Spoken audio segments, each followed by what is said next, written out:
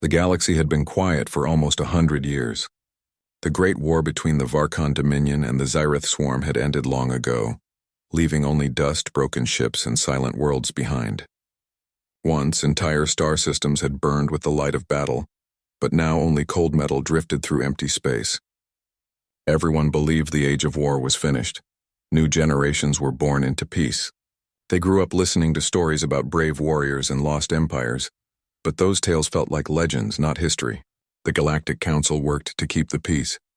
They said war would never return. The few soldiers left became teachers, engineers, or explorers. Old battle stations were turned into trading posts. It seemed the galaxy had finally healed.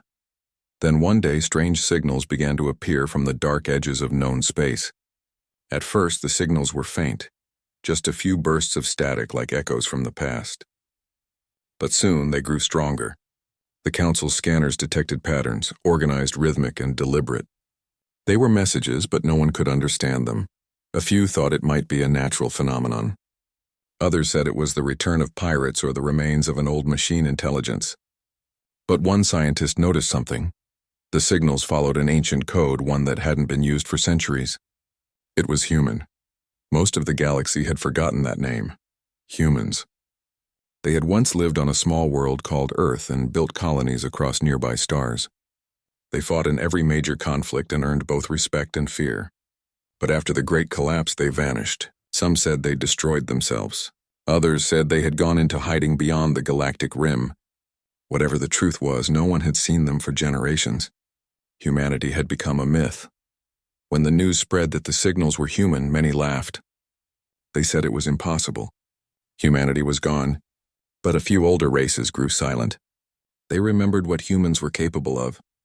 They remembered soldiers who fought until their ships were nothing but wreckage, and worlds that refused to surrender no matter the odds. The Galactic Council decided to send a small scouting fleet, 5 ships belonging to the Zyrith Patrol. They were fast, armed, and curious. Their mission was simple: find the source of the signals and report back. They expected to find ruins, maybe old beacons from a forgotten human colony. When they arrived in the dark region beyond the spiral arm, they saw something they could not explain. Huge metal shapes hung in the darkness, ships but unlike any they had seen before. They were larger than anything in the Council's fleet, angular and silent, covered in gray armor that reflected no light. The Zyrith commander tried to scan them, but her instruments failed. Every time she tried, the readings vanished. Then a voice came through the radio, calm, steady, and human. "This sector is under Terran Reclamation Authority," the voice said. "Withdraw immediately." The Zyrith ships froze. The commander stuttered a reply asking who they were, what they wanted, and why they were here. But before she finished speaking, one of the human ships moved. A blue flash of light burst from its side, and the engines of the Zyrith flagship went dark instantly. No explosion, no noise, just silence. The human ship had disabled them with precision. Panic spread through the fleet. The Zyrith commander gave the order to retreat, and the remaining ships jumped back to safe space, leaving their flagship behind. The surviving crews told their story to the Council. They spoke of human ships, of impossible power, and of a voice that spoke like judgment itself. Across the galaxy, fear spread faster than light. The Council gathered in secret sessions. The Varkon Dominion sent spies to learn more. Some worlds began to prepare their defenses again. For the first time in a century, people felt the cold touch of fear. Reports kept coming. Human ships were appearing in multiple systems, silent, organized, and unstoppable. They were not attacking anyone. Instead, they seemed to be repairing old stations, restoring abandoned worlds, and setting up outposts. In some places, they helped local colonies fix their oxygen generators or rebuild broken farms. They gave food, medicine, and technology, and then quietly left. But to others, they gave a different message. The war is over when humanity says it's over. No one knew what it meant. The phrase spread across every channel, repeated in every language. Some took it as a threat. Others saw it as a promise.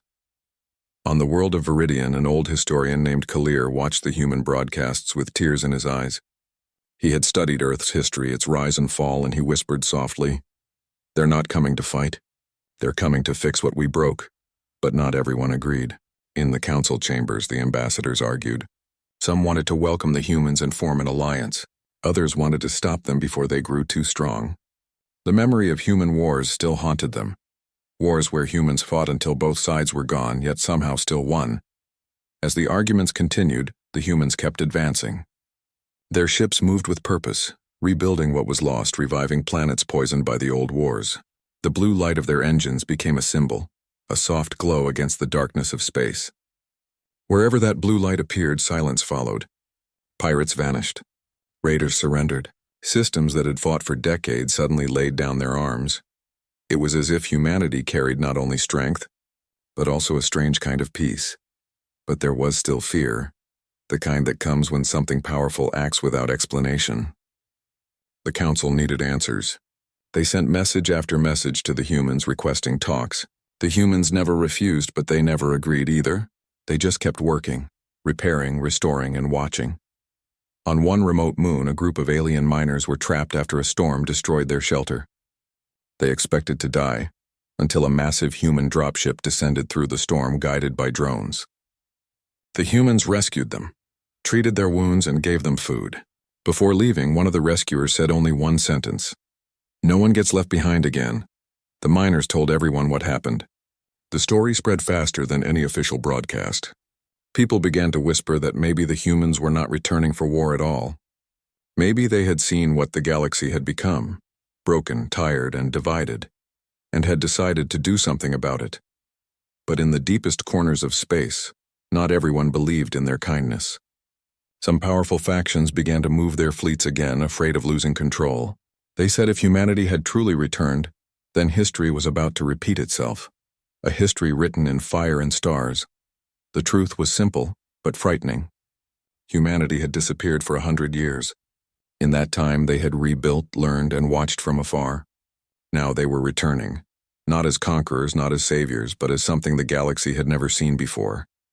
They had come to remind everyone that peace without strength was only an illusion. They had come to finish the war that others believed was over. And so, under the cold stars, 1,000 human ships advanced through the void, silent, bright, and unstoppable. The war, it seemed, was not over at all. The Galactic Council had never faced anything like this. Representatives from dozens of species gathered in a massive chamber on the central world of Lyrian. Their voices were raised in fear, confusion, and frustration. Reports had come from every sector. Human ships moving in perfect formations, repairing ruined stations, reviving dead colonies, and establishing outposts. No one understood what the humans wanted. They did not attack anyone. They did not demand tribute or resources. They simply appeared, did their work, and then vanished. But the calm precision of their operations made every council member uneasy. A force this organized and disciplined had to have a purpose. Then the message came. A human ambassador appeared on every screen at once. His figure was calm, his uniform simple, marked with the insignia of the Terran Defense Force. He looked at the representatives, speaking with a voice both firm and gentle. "To all surviving civilizations," he said, "we have watched your wars. We have seen the fire that consumed the stars. We waited for the silence to end, but it did not. So we came back, and not for revenge, but to rebuild what was lost." The chamber went silent. The words were simple, but the meaning carried weight that few could understand. Some species whispered among themselves, wondering if the humans were truly here to help. Others leaned back, remembering the stories of humans who had fought even when the odds were impossible. The Varkon envoy stood, his voice trembling slightly. "And if we refuse your help?" he asked.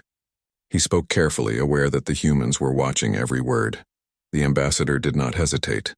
His gaze was calm, steady, unshakable. "Then we help anyway," he said. "Because the galaxy is our home too." That one sentence sent a ripple through the chamber. No threats, no demands. Just a clear message. Humanity had returned not to conquer, but to restore. Within days, human fleets began their work. Massive orbital stations glowed above dead planets. Terraformers roared to life, seeding atmospheres and creating clouds from barren skies. Water systems long lost were restored. Fields that had been poisoned by war bloomed with new life. Humans worked alongside alien volunteers, teaching, repairing, and rebuilding. Even the smallest acts carried meaning. On a moon of Etraxis, a broken transport station had stranded dozens of miners for months. Humans arrived in quiet ships, repairing the station in hours, providing food, water, and medical care. Before leaving, a human engineer said, "No one gets left behind, ever." Stories like these spread across the galaxy. Communities whispered about the humans who could arrive anywhere and bring hope. But fear lingered in some hearts. Old wounds, old grudges, and memories of past human wars made many leaders wary. A civilization that could destroy fleets with a single strike was not easy to trust, even when it offered kindness. Meanwhile, the humans' presence was not only practical but symbolic. Their blue engine lights lit the sky in sectors long abandoned. It was a quiet warning and a soft promise at the same time. Wherever those lights appeared, disorder faded. Pirates abandoned raids. Raiders surrendered peacefully. Even disputes between old allies were calmed, as the humans showed that they were present and aware of everything. On the distant world of Talara, a group of Zyrith traders hesitated to resume trade after decades of war. They feared human intervention. Then a single human ship hovered above the port. Drones unloaded supplies and repaired docks. The human captain spoke through the translator. "Trade is safer when all live." The traders nodded, awed, and resumed their work under the quiet protection of the human presence. As months passed, humanity's work expanded. They repaired entire fleets left abandoned in orbit, rebuilt starports, and even reactivated satellites that had been dead for centuries. Every system touched by humans began to hum with life again. But there was another layer to their presence, one the Council noticed only slowly. Huge armories appeared in orbit above reclaimed worlds. These were not active weapon stations, but stores of incredible power, carefully organized, clearly maintained. The humans did not flaunt their strength, but it was impossible to ignore. Whenever conflicts arose, the humans responded with precise intervention. On the edges of the Charon Nebula, a small group of rogue ships tried to attack a convoy. Human drones intercepted and immobilized every ship without destroying them. The attackers were left powerless yet unharmed, and were later released with supplies to repair their vessels. The galaxy watched in silence. Humanity had strength, but they used it wisely. The Council began to understand. The humans were offering peace, but not weakness. They were restoring order, repairing damage, and teaching others how to rebuild. At the same time, they were showing that no one could harm the galaxy without facing consequences. It was a balance no other civilization had ever achieved. On a quiet orbital station above Earth's ancient colonies, the humans broadcast a message to all civilizations. "We are not the first to fight. We are not the last to bleed, but we will be the ones who end the cycle." Every word was deliberate. Every sentence carried reassurance and warning. The galaxy listened.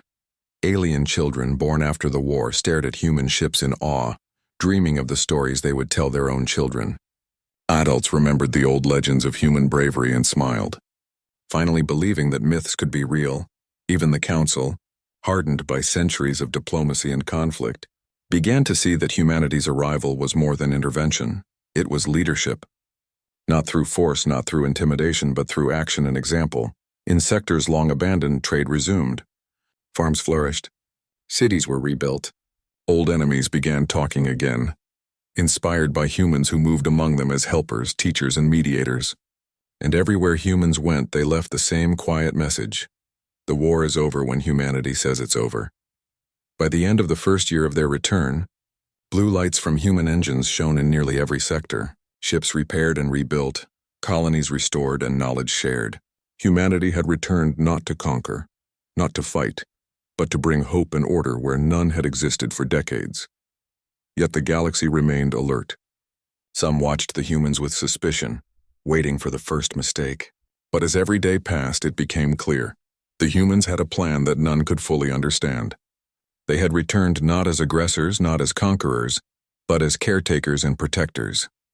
In the end, the message was simple, yet powerful. Humans had returned. They were strong. They were kind. They were patient.